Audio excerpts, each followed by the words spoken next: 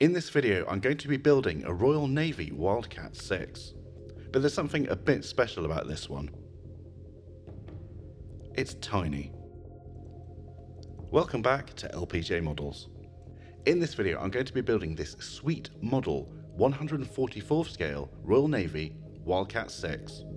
This was given to me by a member of my local club as a kind of challenge. And I like a challenge, so I jumped to the occasion. You don't see a lot of these Sweet Model kits outside of the Far East, but they are really exquisitely detailed. I mean, considering the scale, just look at that engine. At a glance, the anime art style might make you think that this is some kind of toon or egg plane, but it's really not. It's a serious, high detail, high quality kit. And nicely for this small scale, it comes with 4 marking schemes. Anyway, enough waffle, let's crack on. The cockpit detailing on this kit is a bit non-existent, which is a bit of a surprise considering the rest of the detail is really nice. So, let's add some cockpit detail. The cockpit floor was fashioned out of a piece of thin styrene sheet. This will be a good base on which to add a bit more detail.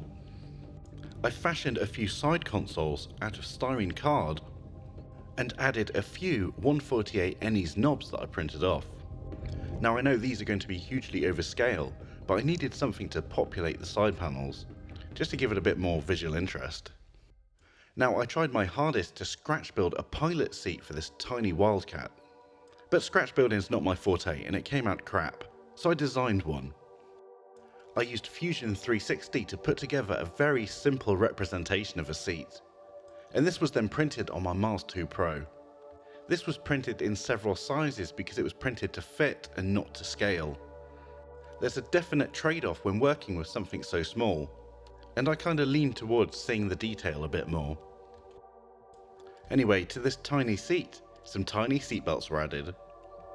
For this I used some Azu Micron 0.4mm masking tape. The tape was carefully stuck in place and folded over to try and replicate a real seatbelt. I didn't use any glue, as I was hoping the paint would keep these in place.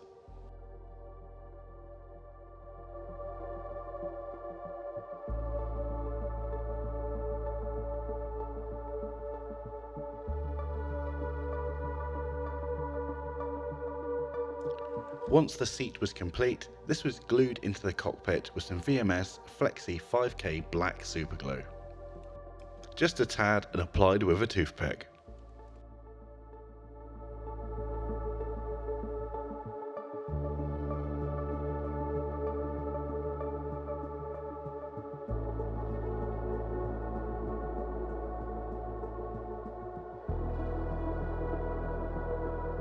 The running boards and rudder pedals were added with some very fine sheet styrene. And as usual, all of my styrene parts are being glued with VMS fast setting styrene cement.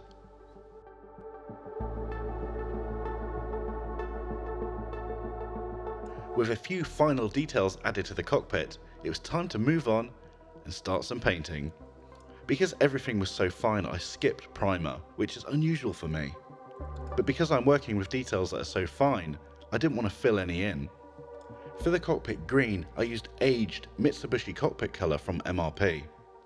It's not overly accurate, but I didn't think it would matter too much. And apparently the Wildcat cockpits were a brighter green than British interior green, so I ran with it. The seat belts were picked out with Vallejo German camouflage beige.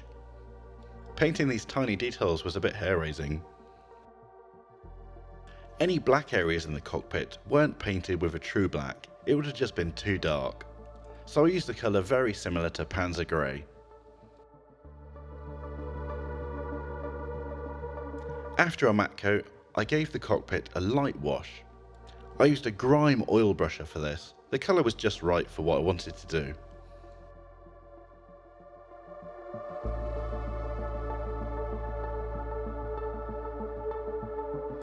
Right, let's bring these fuselage halves together and get on with the rest of the build. Any excess paint was scraped away from the mating surfaces. This makes it a lot easier for the glue to bite. The glue was then applied to each mating face, just to soften the plastic. Once the halves had been applied together, I ran some extra thin just over the crease, just to make sure they'd stick. Each wing was supplied in 2 halves, but the fit was really good.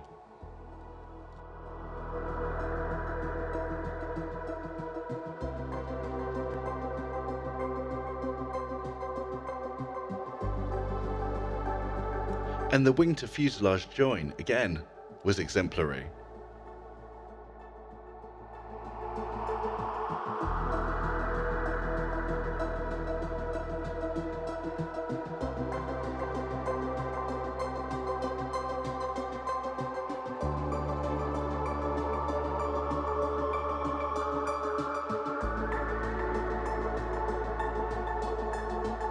I decided to mask and paint the canopy before attaching it to the model.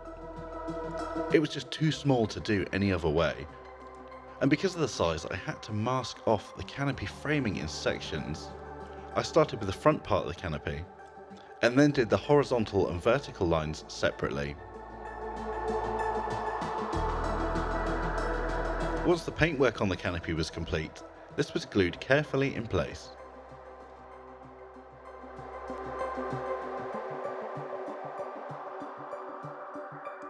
Let's do a bit more painting. The engine was kind of primed with Mr. Colour GX2 Gloss Black, thinned with Mr. Levelling Thinner. This is always a perfect base for high shine metallics. And talking of those, I used Alclad Dark Aluminium for the main colour on the engine. The push rods were then painted with a slightly off black. This model is really giving my shaky hands a run for their money.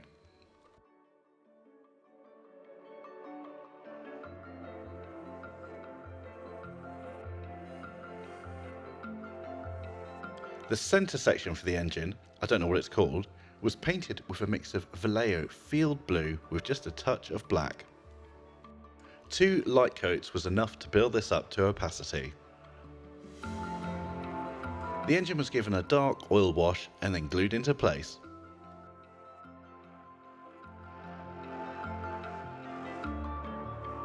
This was followed by the outer rim of the cowling, and once again the fit was brilliant.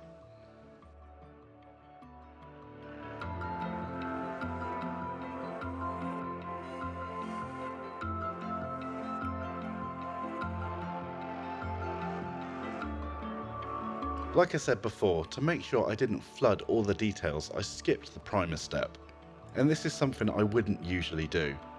But instead, the model was given a base coat of MRP black. This was built up in a few light coats, again being careful not to obliterate any detail.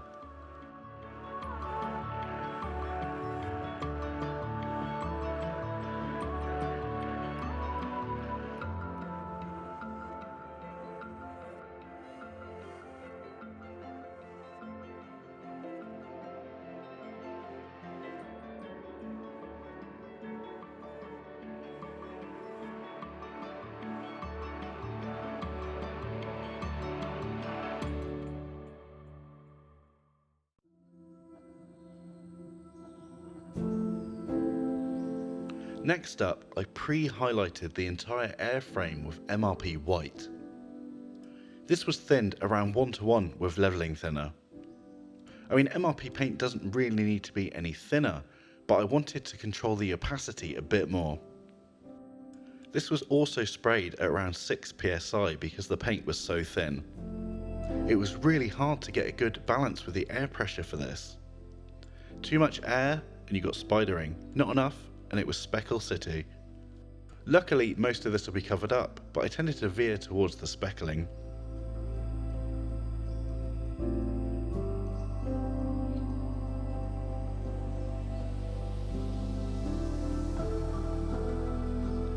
Once this was done, I started painting the main camo colours.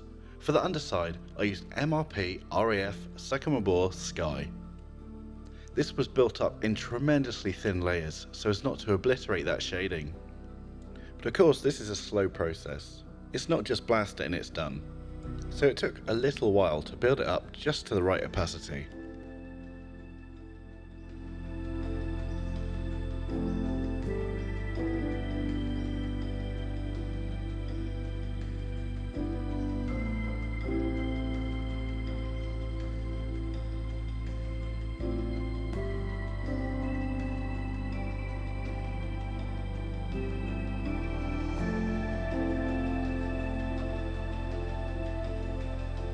With the underside done, it was time to start on the upper camouflage. I masked off the entirety of the RAF sky just so I didn't get any paint bleed. And then I started spraying on some MRP Extra Dark Sea Grey. Again, built up really lightly.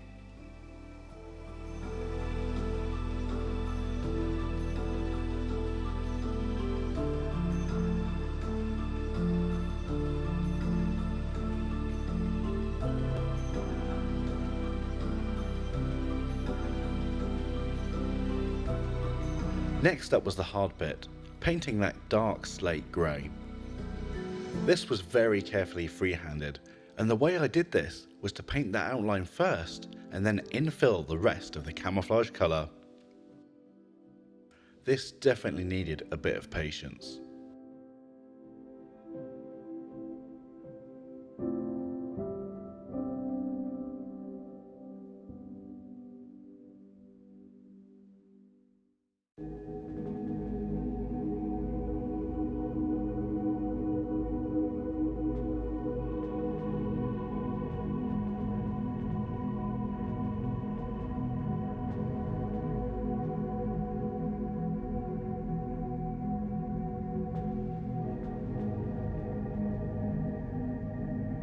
Anyway, that's about enough of me spraying the camo. If I show you any more, you'll probably fall asleep. So next up, I painted the band around the engine cowling. This deep red was mixed from MRP Hinamaru red and some German red brown.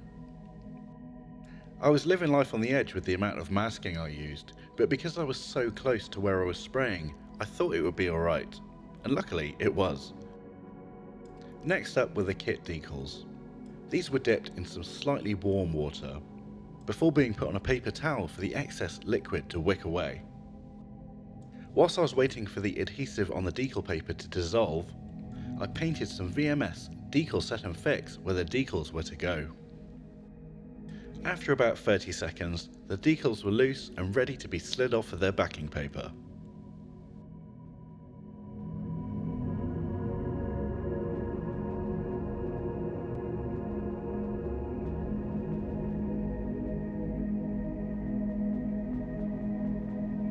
Once they were in place, any bubbles were pressed out with a cotton bud.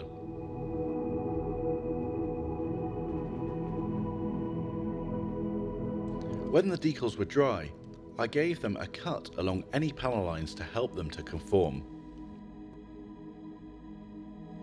This was then followed with a light application of VMS decal softener. The decals were then left as is. I'm not going to clear coat right away.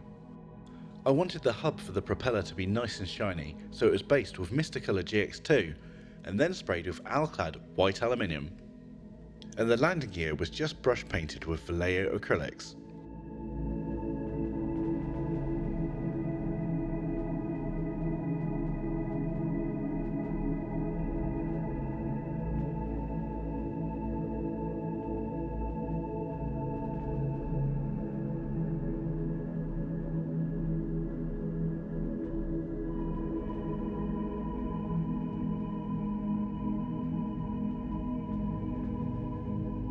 The whole model was given a wash of Abtalon 502 sepia mixed with universal weathering carrier. Usually I'd seal the decals in before applying a wash, but because I didn't want to lose the rivet and panel line detail, I decided not to. This will make it a lot easier for the wash to settle into those recessed details.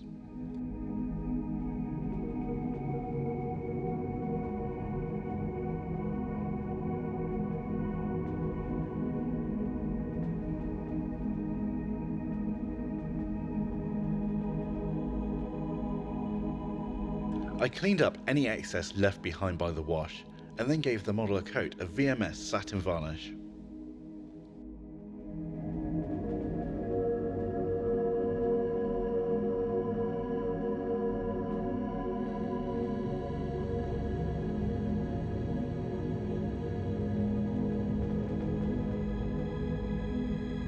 I wanted to add a bit more contrast to the finish, so I decided to add some shading with oil paints. Once again, I just used Abtalon 502 sepia, but this time it was mixed slightly thicker than a wash and brushed around certain panels. This was then carefully blended in with a soft brush.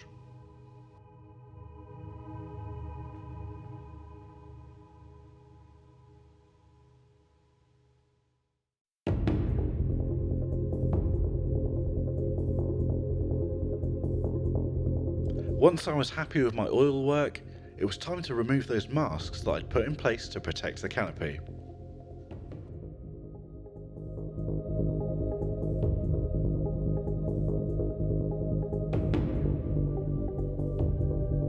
But we haven't quite finished yet. There's one thing missing from this Wildcat, and that's an aerial wire. I used some Sweet Model extra fine rigging wire that I usually use for 1/700 ships. This stuff is ultra fine and it was glued in place with VMS black super glue.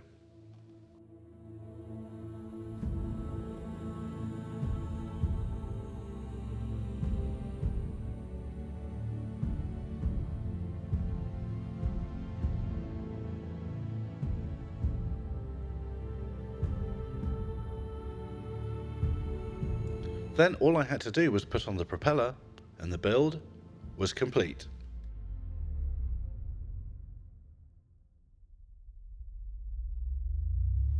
Before we get to the final gallery images, I'd like to give a huge thanks to my supporters on Patreon. You guys are awesome and your support goes a long way to keeping this channel running, so thank you very much. If you'd like to become a patron, just head over to www.patreon.com/LPJModels. So how do you think I did with this tiny 144th scale Wildcat? I know I had a lot of fun with the tiny paintwork and interior detailing. But let me know what you think in the comments below. Also, don't forget to hit that like button and subscribe if you haven't done so already. I'm James from LPJ Models. Thanks for watching.